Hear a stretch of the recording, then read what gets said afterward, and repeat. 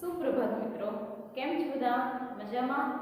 આજે આપણે ભાષા વિજ્ઞાનના યુનિટની અંદર MSM3 ભાષા વિજ્ઞાનનો આપણે ધ્વનિતંત્રનો યુનિટ આપણે ભણવાના છીએ. ધ્વનિતંત્ર કયા યુનિટમાં આવે છે?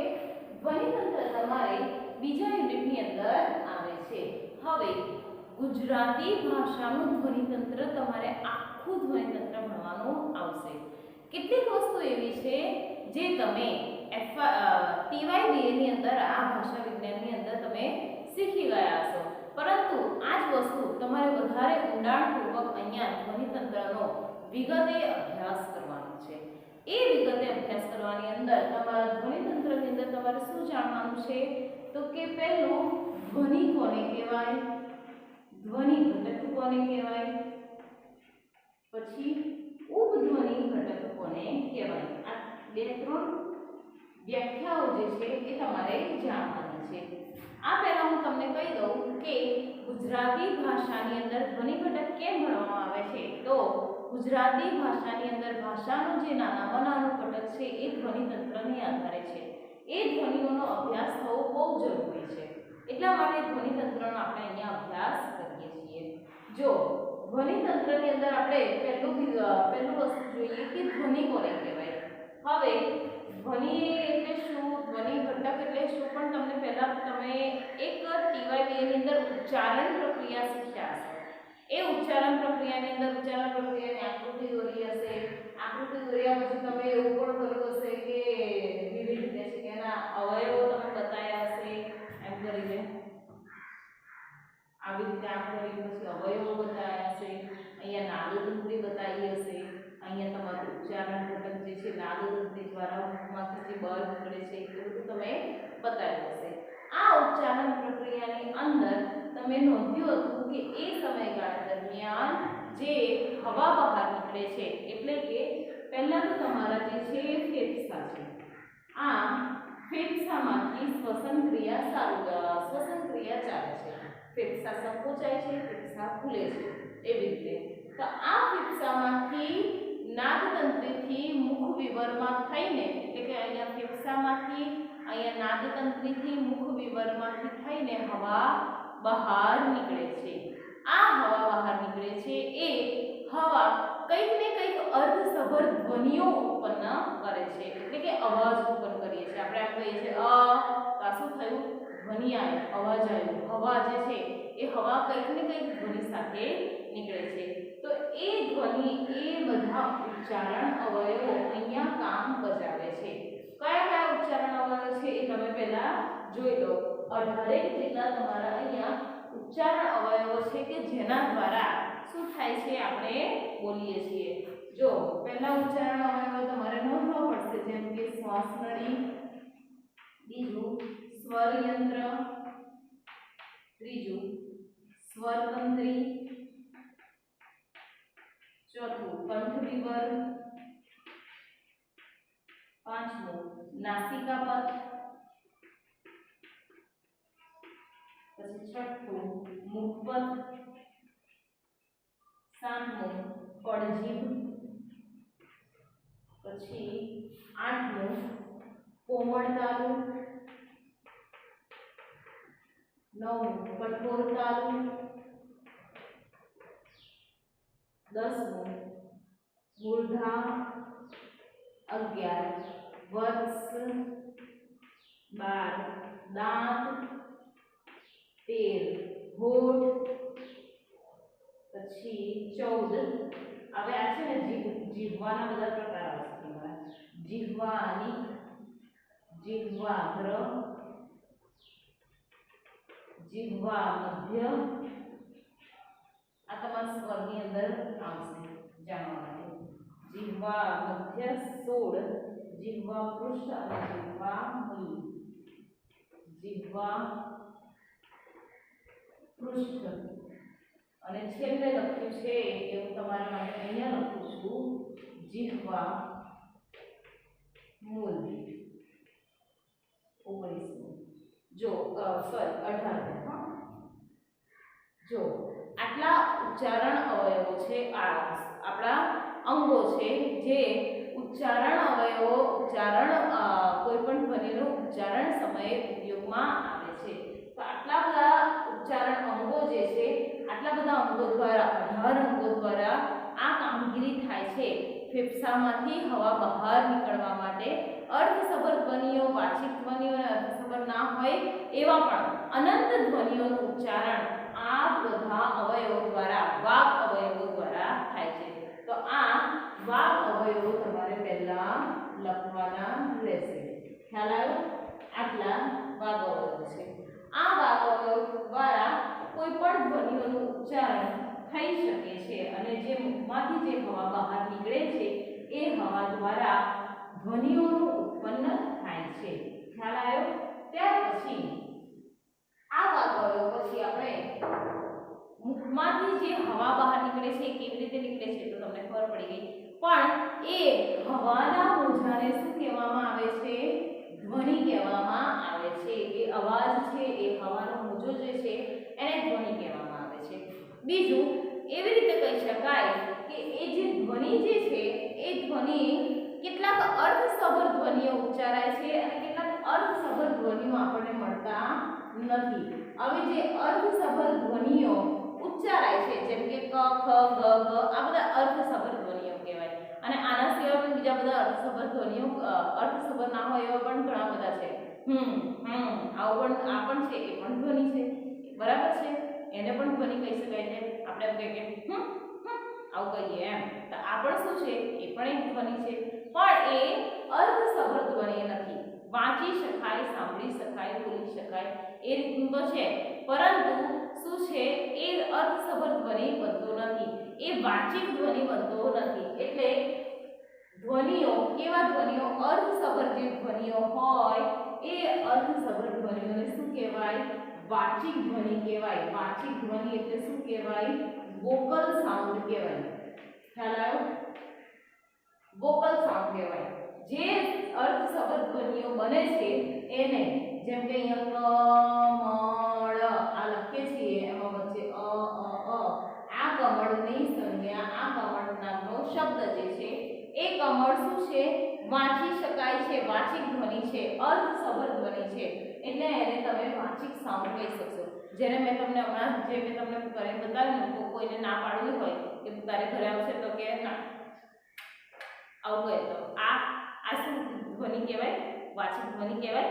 ધ્વનિ તો કહેવાય, સોરી, પણ વાચિક ધ્વનિ ના કહેવાય. આ રીતે એટલે જે અર્થસભર ધ્વનિઓ છે એને વાચિક સાઉન્ડ કહેવાય, અરે વોકલ સાઉન્ડ કહેવાય, વાચિક ધ્વનિ કહેવાય.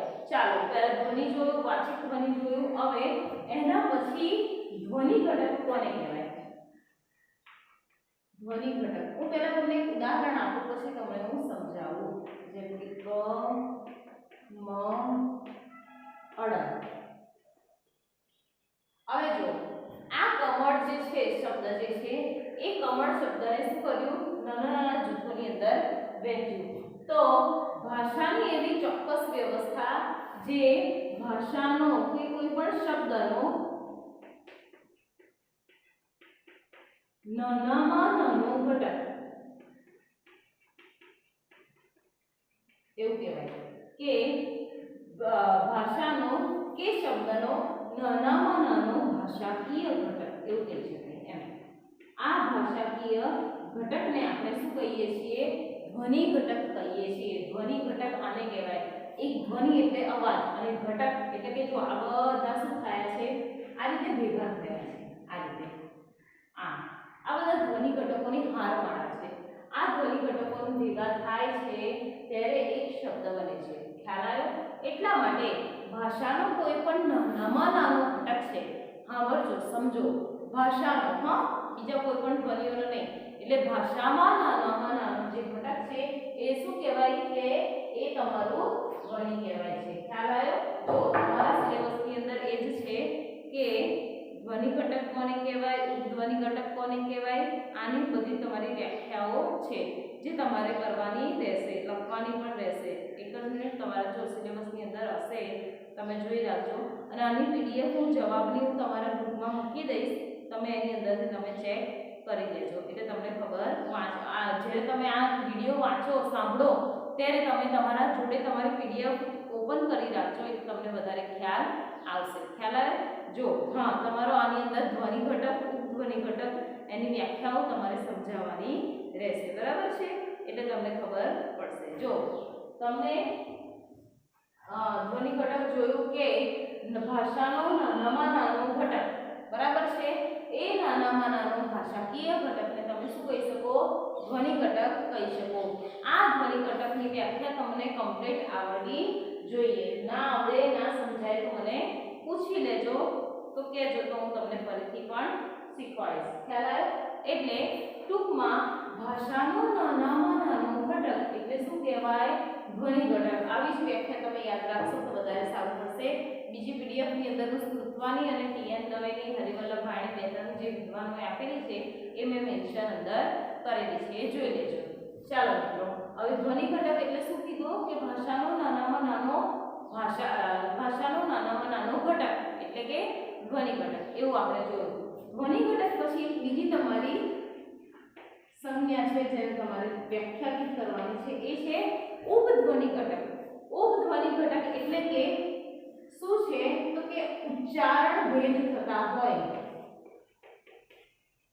ઉચ્ચારણ ભેદ જેમાં જુદા જુદા થતા હોય અને ઉપધ્વનિ ઘટક કહેવાય. જેમ કે ઉદાહરણ તમને શીખવાડું, ડોલ.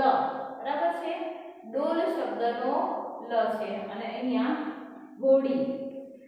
હવે જો અહીંયા બંને જગ્યાએ શું વપરાયો છે? ડ જ વપરાયો છે, પરંતુ ડ નું ઉચ્ચારણ બંનેની અંદર સરખું છે કે અલગ છે? જો વાંચો અને બોલી જુઓ. જો ડોલ તો ડો કેવો બોલાય છે, અને ઘોડી તો ડી કેવો બોલાય છે? તો અહીંયા ડોલ શબ્દ ડો અલગ છે અને ડી અલગ છે. તો અહીંયા ડોલ શબ્દના ડ અલગ જોવા મળે, ઘોડીનો ડ અલગ જોવા મળે. તો આ જે શું દર્શાવે છે? ઉચ્ચારણ ભેદ દર્શાવે છે.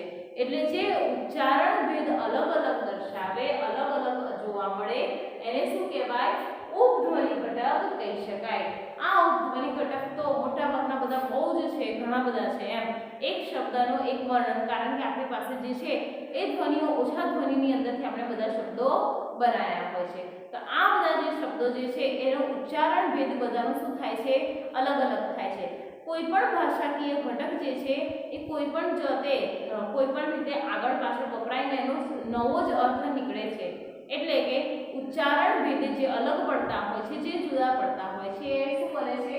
ઉપધ્વનિ ઘટક બને છે. જેમ કે તમે અહીંયા જોઈ શકો છો, ઘોડીનો ડ અને ડબ્બાનો ડ, આ રીતે ડોલનો ડ, સોરી, આ રીતે.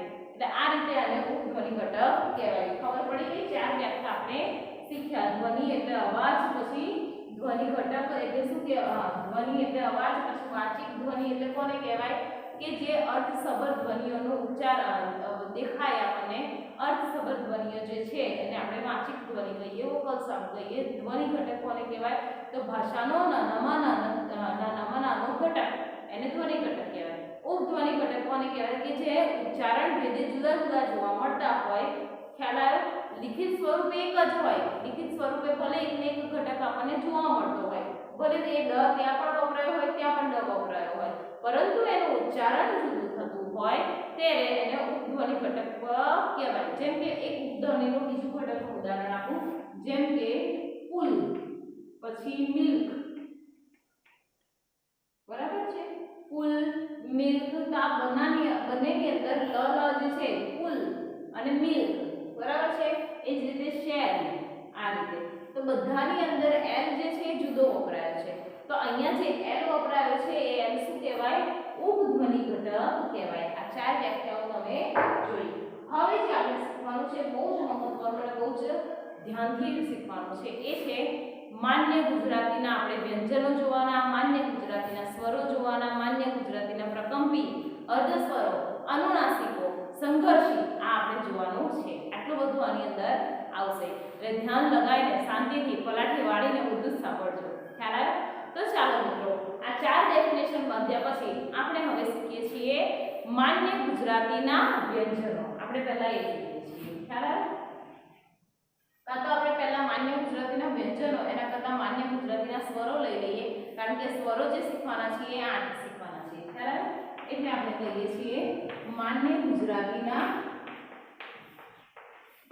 સ્વરો. હવે તમને ખ્યાલ છે, ખબર છે કેટલા સ્વરો છે?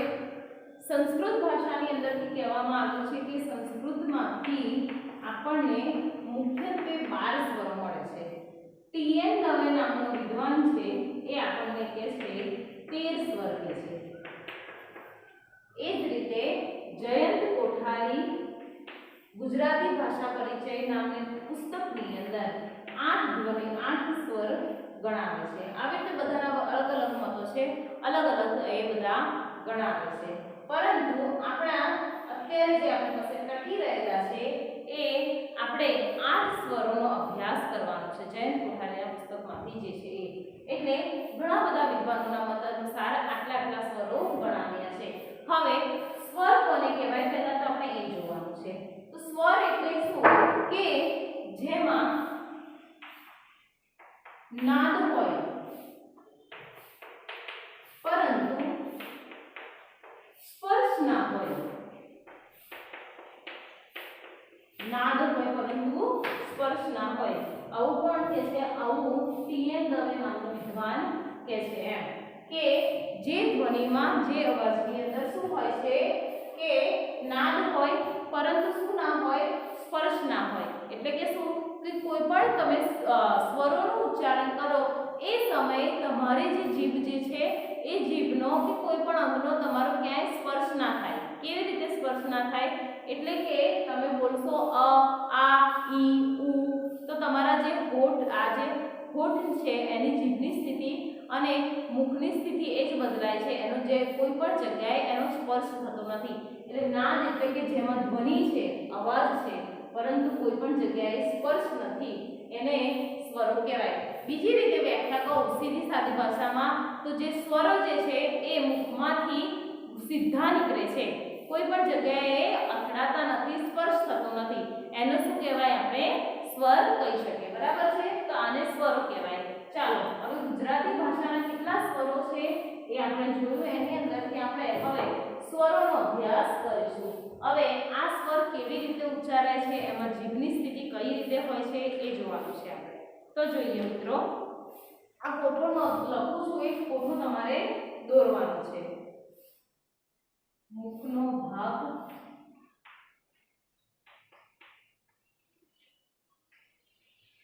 અને અહીંયા તમારે આવશે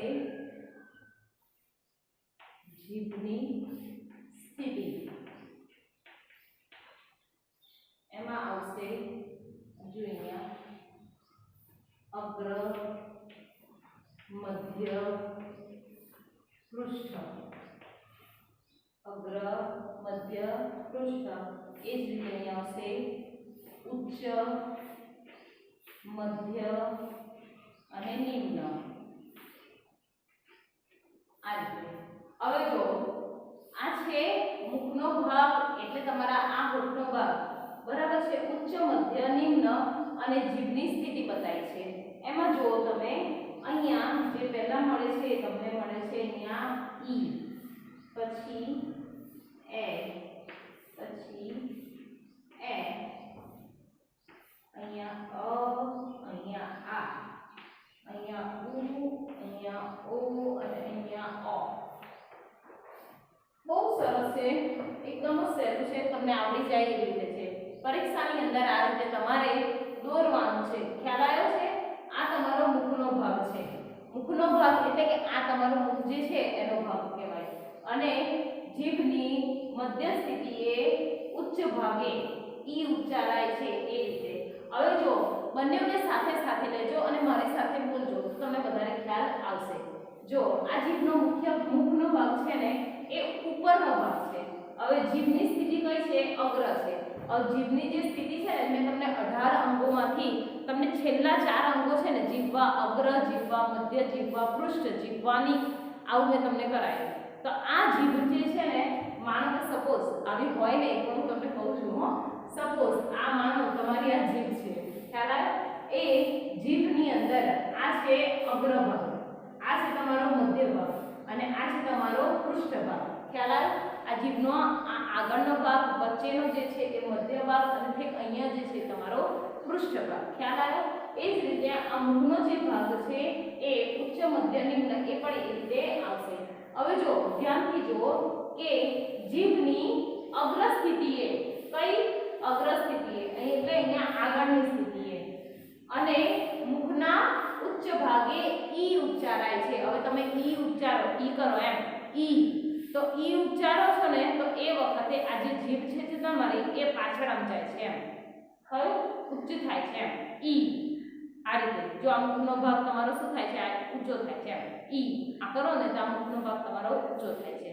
અને જીભની અગ્ર સ્થિતિ એટલે આગળની સ્થિતિએ ઈ ઉચ્ચારાય છે, ઈ. આ રીતે હજુ નહીં સમજાય, એક બોલશો તો નહીં સમજાય. ફરીથી બીજું બોલો. જીભની પૃષ્ઠ સ્થિતિએ એટલે કે પાછળની સ્થિતિએ ઉ ઉચ્ચારાય છે. કેવી રીતે? ઉ. તો આ તમે ઉ ઉચ્ચારશો તો શું થશે? તમારી જીભની સ્થિતિ જો ઉ, જીભ કેવી થઈ? એક પાછળ ગઈ, એકદમ જ પાછળ સંકોચાય ને ઉ, તો જીભ પાછળ જાય છે. અને મુખનો ભાગ કેવો થાય છે? ઉ, ઊંચો થાય છે. આ મુખનો ભાગ તમારો કેવો થયો? ઊંચો થયો. બરાબર છે? એટલે આ રીતે આ મુખનો ભાગ છે અને આ તમારી જીભની સ્થિતિ છે. એ જ રીતે ફરીથી હજુ જુઓ.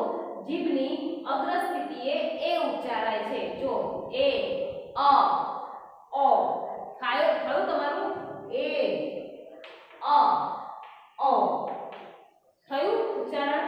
એ જ રીતે ફરીથી જીભની સ્થિતિએ જો એ, આ, ઓ થયું એ, આ, ઓ.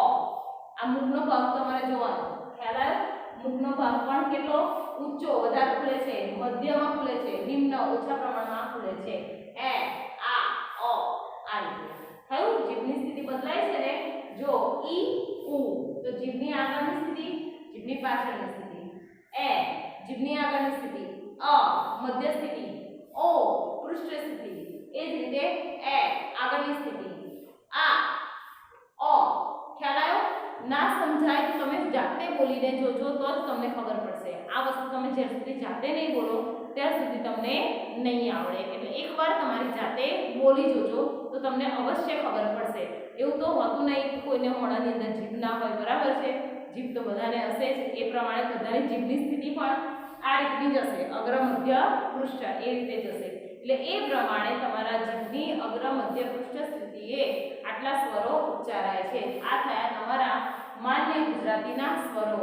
એ જ રીતે માન્ય ગુજરાતીના તમારા અનુનાસિકો પેલા પણ આવશે. એમાં ઈ ઉપર અહીંયા અનુસ્વર આવે, એ આવે, આવે, એવા પણ આવે.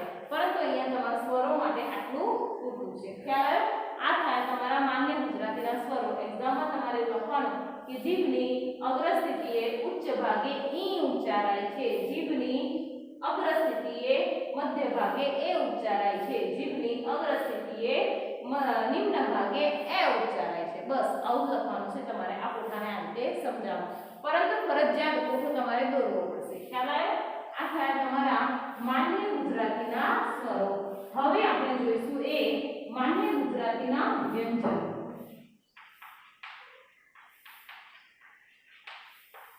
હવે આની અંદર થોડા વધારે છે માન્ય ગુજરાતીના વ્યંજનો. હવે જો અહીંયા મુખમાનું ઉચ્ચારણ સ્થાન એવું કહેવાય છે. ખ્યાલ આવ્યો? પછી અહીંયા કંઠ્ય, તાલવ્ય, મૂર્ધન્ય, દંત્ય, જે તમને દેખાશે નહીં. હો સોરી, એક જ મિનિટ હું ભૂસી કાઢું તો તમને થોડું દેખાય. ઊંચું લઈ લઉં. વ્યંજનો કોને કહેવાય આપણે જોઈએ છીએ. હા, માન્ય ગુજરાતીના વ્યંજનો મુખમાનું ઉચ્ચારણ સ્થાન એવું લખીએ છીએ આપણે. અહીંયા આવશે તમારું કંઠ્ય, તાલવ્ય, મૂર્ધન્ય. આ જ લાઈનમાં હોવું જોઈએ.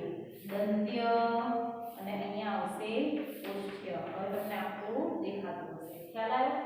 ત્યાર પછી કંઠ્ય, તાલવ્ય, મૂર્ધન્ય, દંત્ય, ઓષ્ઠ્ય. હવે અહીંયા આવશે અઘોષ, અહીંયા આવશે ઘોષ, પછી અહીંયા આવશે ક, ખ, ગ, ઘ, ચ, છ, ચ જ ટ ઠ ડ ઢ ત થ દ ધ પક્કા યાદ રાખવાના છે અહીંયા તમારે પ ફ બ અને ભ સ્કૂલમાં ભણતા હતા ને પહેલા બીજા ધોરણમાં એ તમારે પહેલા બીજા ધોરણમાં નહીં 12મું ધોરણમાં એ તમારે પક્કા અહીંયા યાદ કરવાના છે એ જ રીતે આ અલ્પપ્રાણ મહાપ્રાણ શીખવાડું છું સમજાવું છું હો તમને ચિંતા ના કરો અલ્પપ્રાણ અહીંયા મહાપ્રાણ જો આ રીતે છે હવે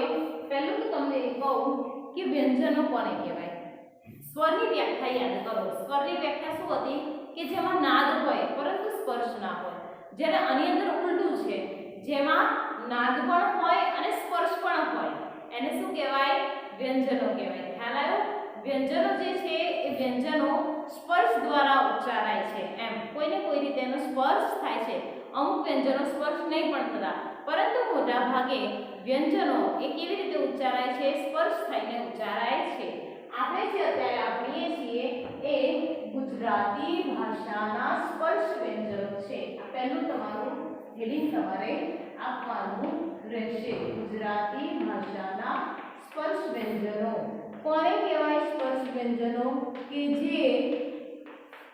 જે વ્યંજનોનો ઉચ્ચારણ સ્પર્શ દ્વારા થાય કોઈને કોઈ રીતે એના જીભની સ્થિતિ જીભનો કોઈ પણ ભાગ એ જીભ જે છે કોઈ પણ મુખના કોઈ પણ ભાગે સ્પર્શે એને સ્પર્શ ઉચ્ચારણ સ્પર્શ વ્યંજનો કહેવાય આ સ્પર્શ વ્યંજનો જોતા પહેલા શીખતા પહેલા વ્યંજનો શીખતા પહેલા મેં તમને કીધું કે વ્યંજનની વ્યાખ્યા શું કહેવાય કે જે ધ્વનિના ઉચ્ચારણના સમયે એ જીભનો સ્પર્શ ક્યાંય ને ક્યાંય થાય ખ્યાલ આવે ચાલો હવે સ્પર્શ વ્યંજનોની અંદર તમારે આ શીખવું પડે કંઠ્ય તાલવ્ય મૂર્ધન્ય દંત્ય અને ઓષ્ઠ્ય હવે આનું જે લાઇનસર ક્રમ જે છે એ ઉલટાવવાનું નહીં આનું આમ નહીં કરવાનું આનું આમ નહીં કરવાનું ખ્યાલ આવી ગયો કંઠ્ય એટલે કંઠ્યનો ભાગ આ રીતે કંઠનો શિવ ભગવાને જ્યાં શું વિષ ધારણ કર્યું હતું એ ખ્યાલ આવ્યો એ કંઠનો ભાગ તાલવ્ય એટલે તાળવાનો ભાગ મૂર્ધન્ય એટલે કે ઉપર ઠેક ઉપર ટોચનો આ અહીંયા જે જીભનો ઉપરનો ઠેક અહીંયા આપણે ઉપરનો જે ભાગ જે છે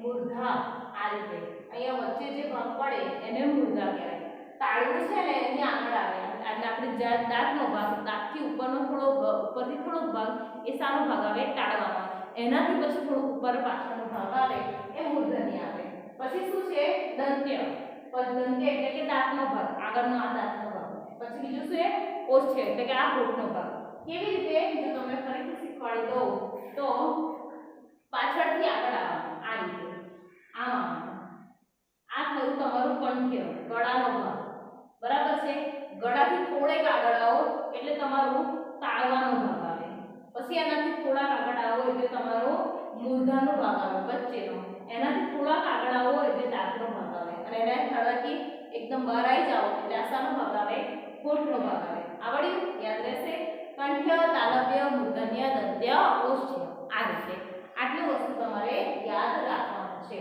હવે ક ખ ગ ઘ એ કેવા વ્યંજનો છે કંઠ્ય વ્યંજનો છે તમે છે ને મુખ આગળ આમ તમે બોલો કંઠ્ય જો ક ખ ગ ઘ તો ક ખ ગ નું ઉચ્ચારણ તમે કરો એ સમયગાળા દરમિયાન ક ખ ગ ક્યાંથી ઉચ્ચારાય છે અહીંયા કંઠમાંથી ઉચ્ચારાય છે એટલે એને કંઠ્ય વ્યંજનો કહેવાય બીજું તાલવ્ય વ્યંજનો કે જેમાં જીભનો સ્પર્શ તાળવાએ થાય ક્યાં થાય જીભનો સ્પર્શ તાળવાએ થાય એને તાલવ્ય વ્યંજનો કહેવાય જેમ કે ચ છ જ જ ચ છ જ જ ચ છ જ જ જોયું ઉચ્ચારી જોવો મારી જોડે જોડે તો તમને ખબર પડશે એમાં જીભનો સ્પર્શ ક્યાં થાય છે તાળવાએ થાય છે એ જ રીતે મૂર્ધન્ય જેમાં જીભનો સ્પર્શ મૂર્ધાએ થાય એને મૂર્ધન્ય વ્યંજનો કહેવાય જેમ કે ટ ઠ ડ ઢ જોયું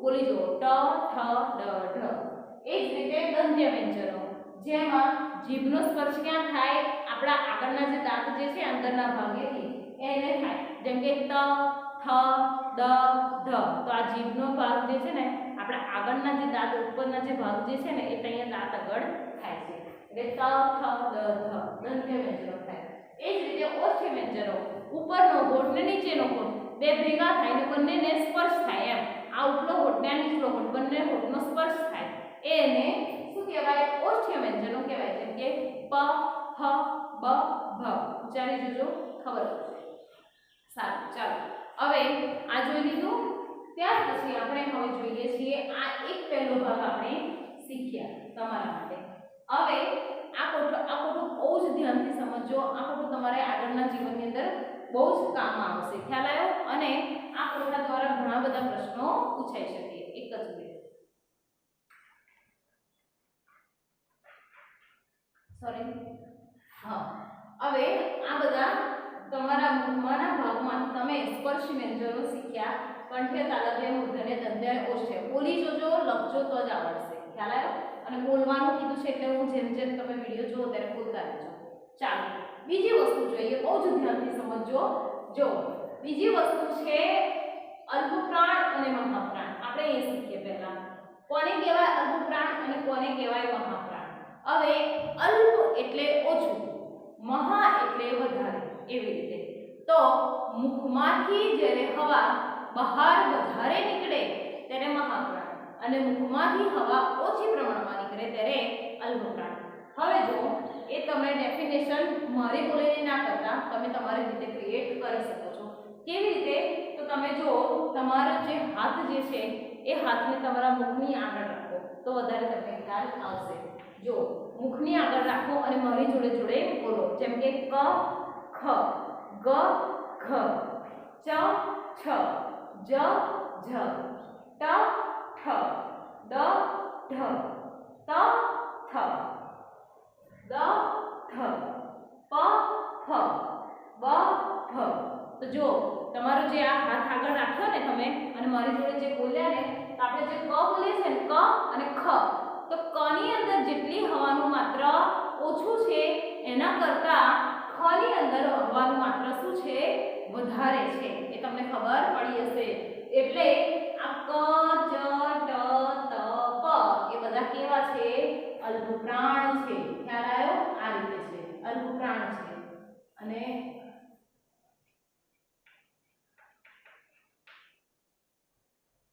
આ બધા શું છે અલ્પપ્રાણ વ્યંજનો છે અને આ બધા જે શું છે મહાપ્રાણ વ્યંજનો છે તમે તમારા હાથ આગળ રાખીને તમે જોઈ શકો છો તમને વધારે ખબર પડશે ખ્યાલ આવશે એટલે હવે વ્યાખ્યા શું કરવાની કે નાદતંત્રીમાંથી અહીંયા નાદતંત્રી આપણો જે હૈડિયો કહેવાય એ નાદતંત્રી કહેવાય એ નાદતંત્રીમાંથી હવા મુખમાંથી હવા અલ્પ પ્રમાણમાં બહાર આવતા જે ધ્વનિઓનું ઉચ્ચારણ થાય છે એટલે અલ્પપ્રાણ ધ્વનિઓ અલ્પપ્રાણ વ્યંજનો કહેવાય છે જે ધ્વનિઓના ઉચ્ચારણના સમયે મુખમાંથી હવા વધુ પ્રમાણમાં બહાર નીકળે એને મહાપ્રાણ વ્યંજનો કહેવામાં આવે છે આવડી ગયું શોર્ટકટમાં વ્યાખ્યા લખતા એ જ રીતે અહીંયા ગ જ ડ દ અને બ અને ધ જ ઢ ધ અને ભ ખ્યાલ આવ્યો એ પણ અહીંયા આ પણ એ રીતે છે આ શું છે અલ્પપ્રાણ છે આ મહાપ્રાણ છે ખ્યાલ આવ્યો અલ્પપ્રાણ મહાપ્રાણ આ રીતે છે ચાલો હવે એક આ શીખ્યા બીજું અલ્પપ્રાણ મહાપ્રાણ શીખ્યા હજુ આની અંદર ત્રીજી વસ્તુ શીખવાની છે ત્રીજી વસ્તુ એ શું શીખવાની છે અઘોષ અને ઘોષની અહીંયા અલ્પપ્રાણ મહાપ્રાણ એ જ રીતે અહીંયા અઘોષ અને ઘોષ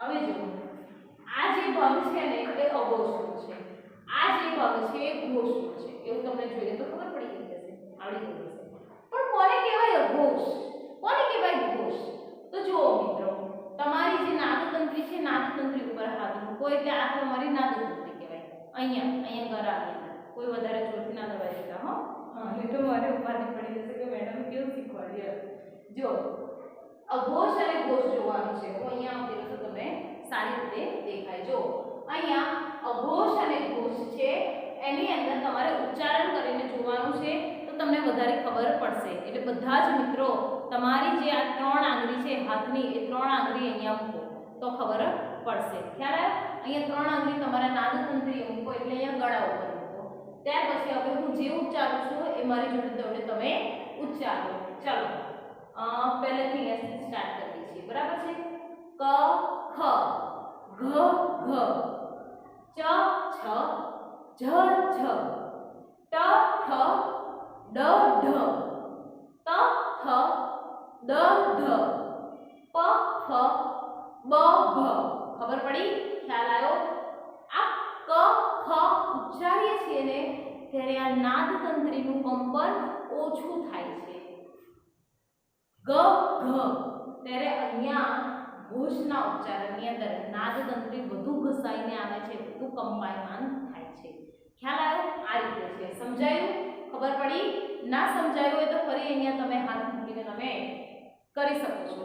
ક ખ ગ ઘ ચ છ જ ઝ તમે બોલો ને, પણ અહીંયા ના ખબર પડે ને, અહીંયા આટલે તો તમે આટલું બોલશો ને, ક ખ ઘ ઘ જો આવે છે તમારું, ચ છ જ જ તો આ જે બોલો ને, આ બે બોલો અને આ બે બોલો, એમાં બહુ ફરક છે.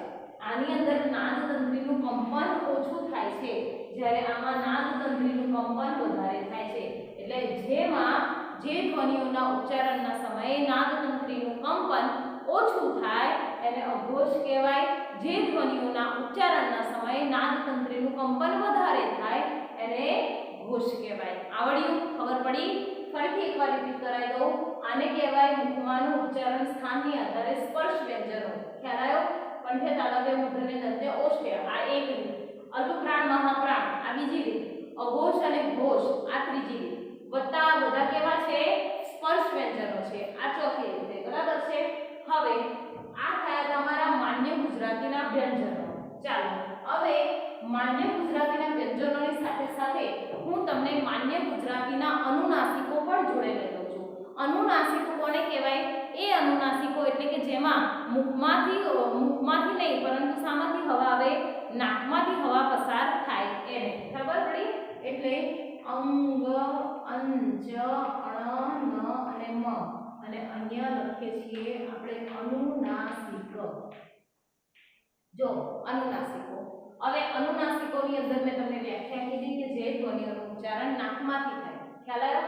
જેમ કે તમે નાકને દબાણ નથી, કશું નહીં, આપણે એની જાતે તમને ખબર પડશે.